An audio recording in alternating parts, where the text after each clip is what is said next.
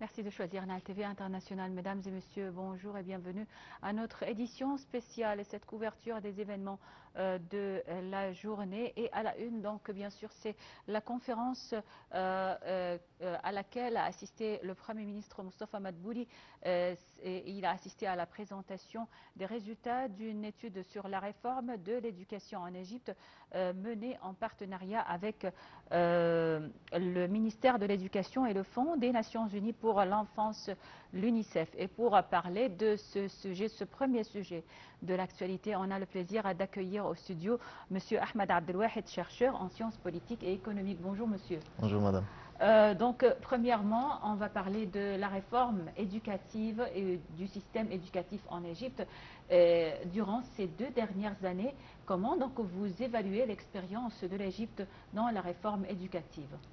Alors, il est vrai que dans le domaine éducatif en général, depuis 6 ou 7 ans, depuis le Covid, la société égyptienne ou le gouvernement égyptien était conscient qu'il y avait un défi avec le système éducatif.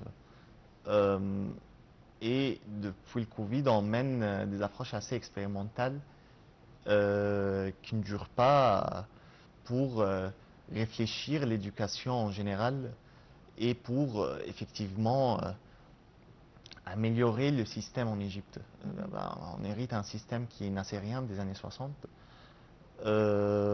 qui a perduré un peu trop longtemps, qui était jugé, que ce soit par les élèves ou par le gouvernement, qui n'était pas un système trop adapté aux besoins de nos jours.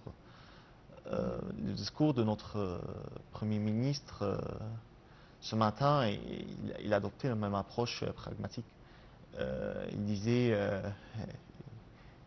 quasiment mot pour mot qu'il faut rejeter un peu ces illusions que l'Égypte propose du système éducatif parfait et qu'il y a un sérieux travail à faire.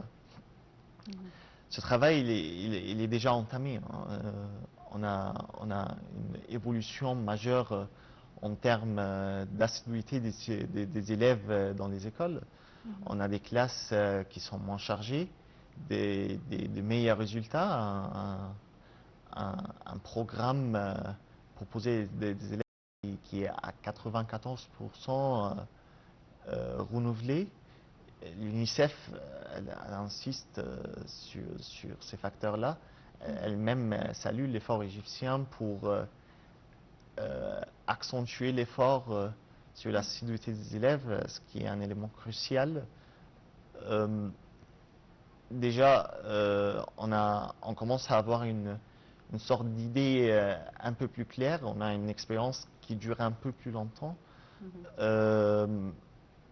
Mais il ne reste que, comme disait le Premier ministre, il y a un travail à faire. Et si vous voulez, le travail il est déjà entamé, mais il y a quand même des questions qui se posent de la part des parents des élèves Oui, sur c'est l'avenir. justement ma deuxième question. Est-ce que vous voyez que les parents des élèves ou les étudiants, les élèves, est-ce qu'ils s'adaptent bien au nouveau système éducatif?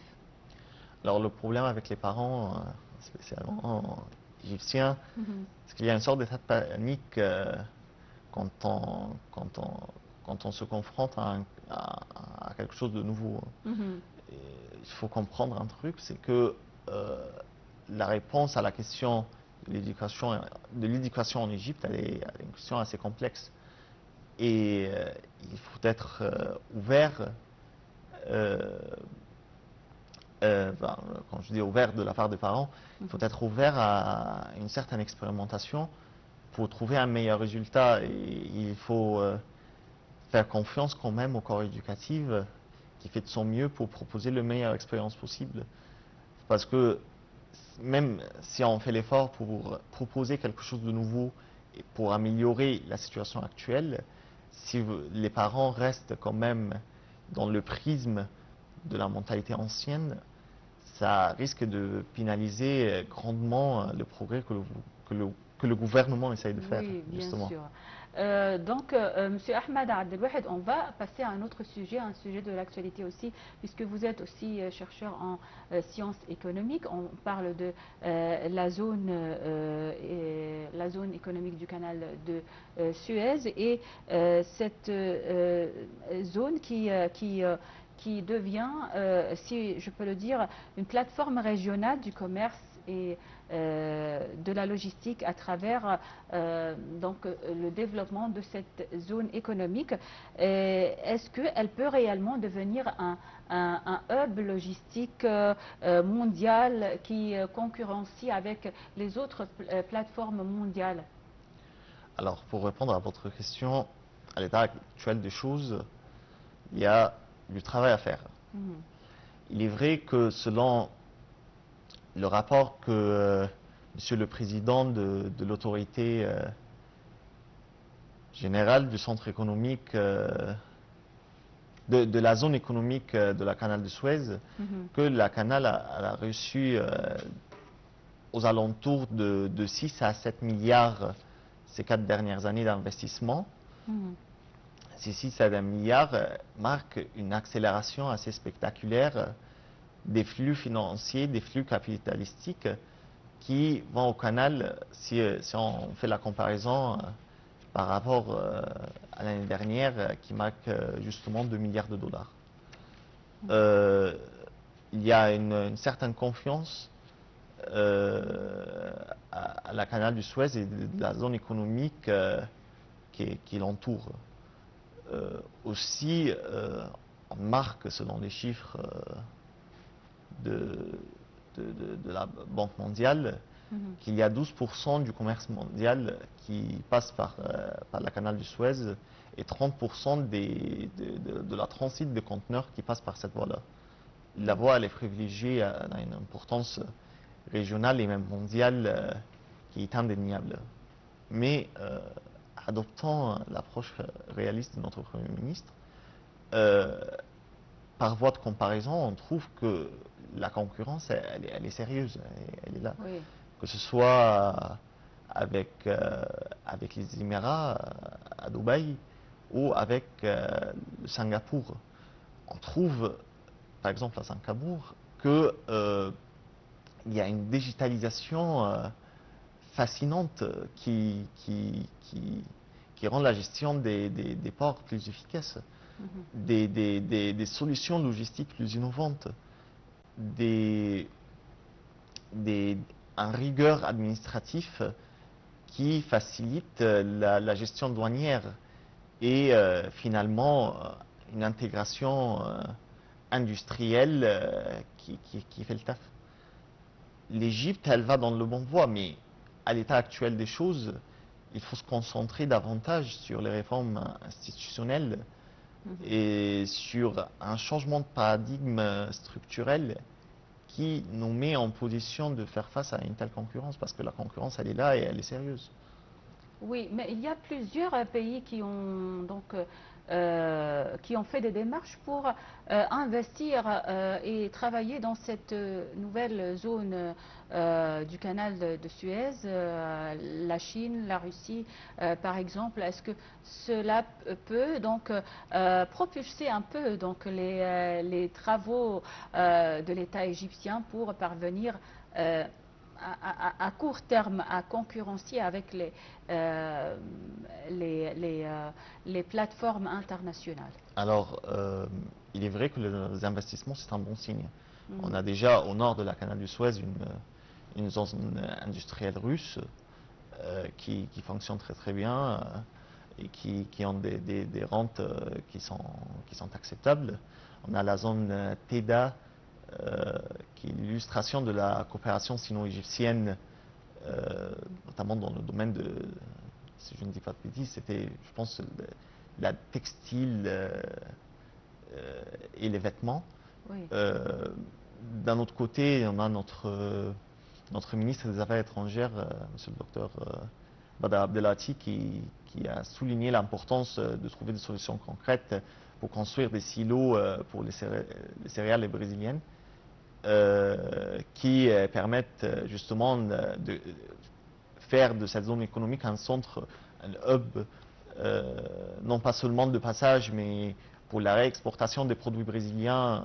Je pense que son homologue a salué l'idée et a trouvé la pertinence d'aller au-delà de la coopération actuelle. Déjà, c'est un peu le bénéfice d'intégrer le BRICS, parce que cette réunion-là, elle était en marge de la réunion des ministères des Affaires étrangères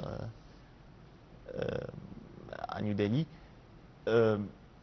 On trouve que les investissements, c'est un bon signe, c'est un signe qui est excellent, mais on comprend très bien que l'investissement, ça prend du temps, ça dure, et ça prend des années. Malheureusement, la position du canal, elle est un peu fragilisée par le fait qu'il y a des tensions géopolitiques assez graves. Déjà, les attaques sur le détroit de Bab el-Mandab ou sur le détroit d'Ormuz, ça fait en sorte qu'il y a des tensions qui pénalisent le commerce international. Selon le rapport de la CNUSED de 2023, si je ne dis pas de bêtises, 80 à 90% du commerce international se passe par la voie maritime. Et la moindre fragilisation dans ces voies-là crée des perturbations économiques qui peuvent avoir des conséquences mondiales. Majeures, oui. Exact. Et c'est ainsi que l'Égypte, pour améliorer son projet à la canal du Suez, elle dépend un peu du monde entier. Et même pour compenser avec la voie d'investissement, c'est une voie qui est la bonne, qui est voire la seule, mais qui prend un peu de temps. Oui, et est-ce que vous voyez que les tensions actuelles en mer Rouge, est-ce que ça, à cause de la guerre bien sûr, et est-ce que ça a influencé la politique économique ou la politique, la stratégie maritime de l'Égypte dans cette région? Alors, bien sûr, les tensions... Ça a commencé à changer.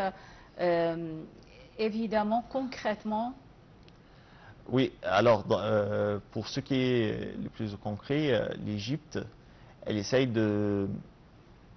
déjà de diversifier ses partenaires.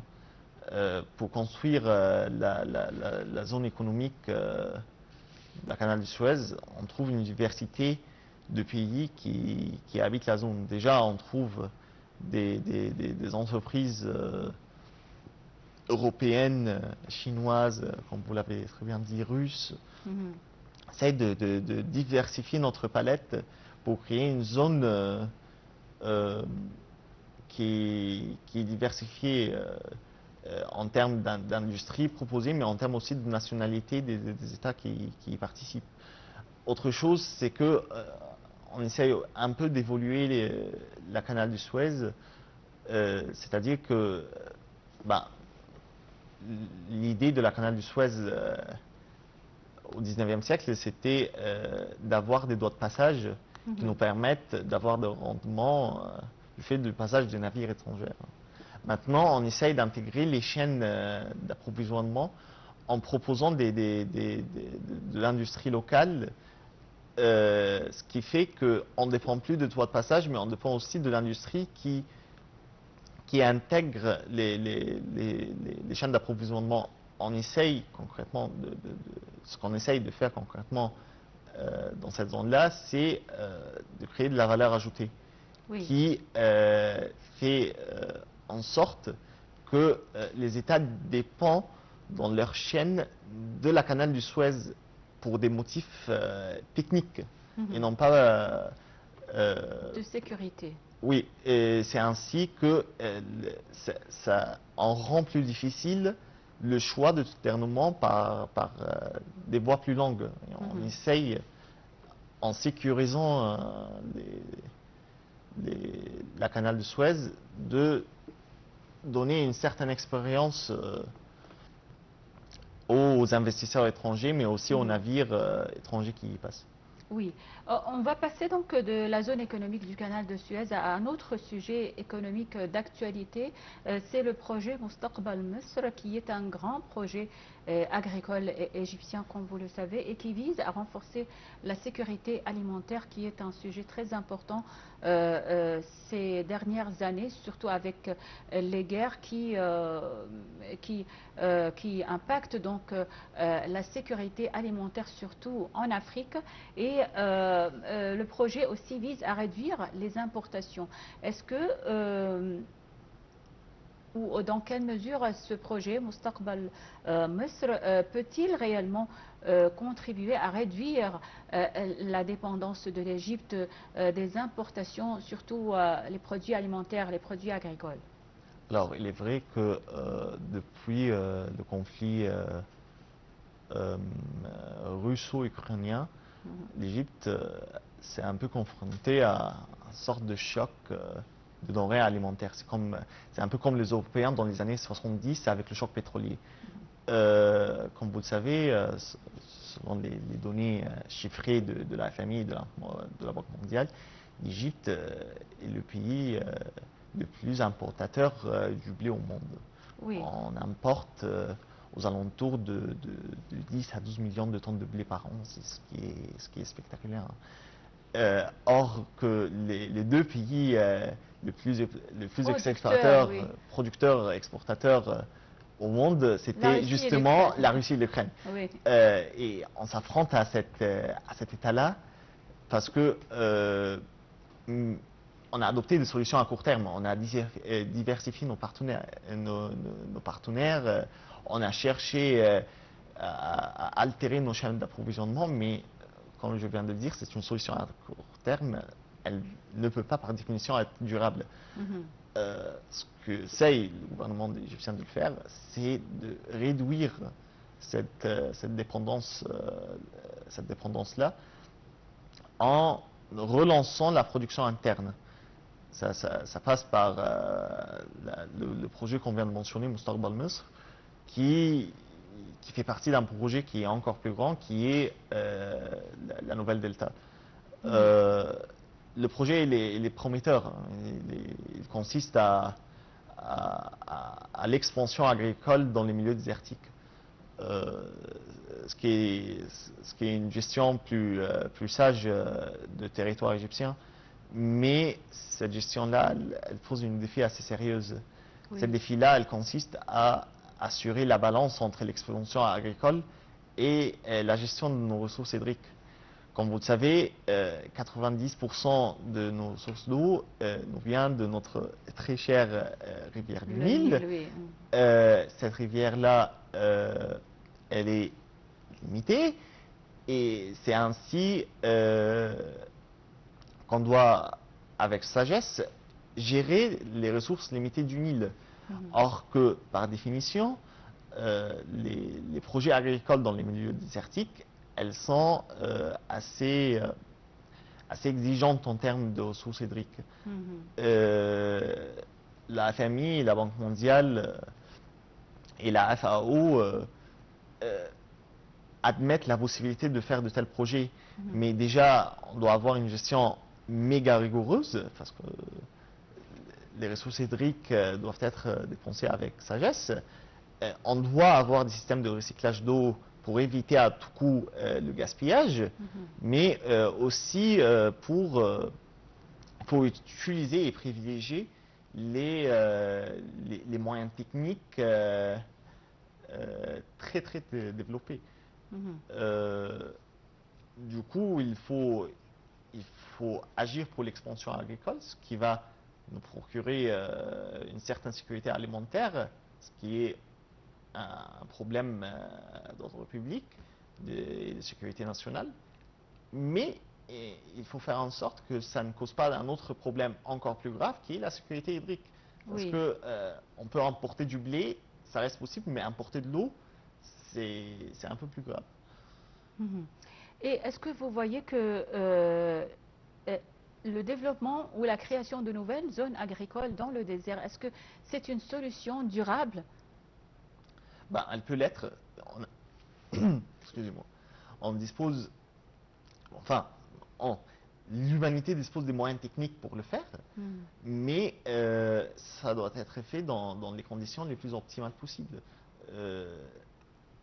Comme je viens de le dire, la gestion des ressources hydriques doit se faire par des stations de recyclage. Comme ça, on ne gaspille pas l'eau qu'on a utilisée pour irriguer les zones.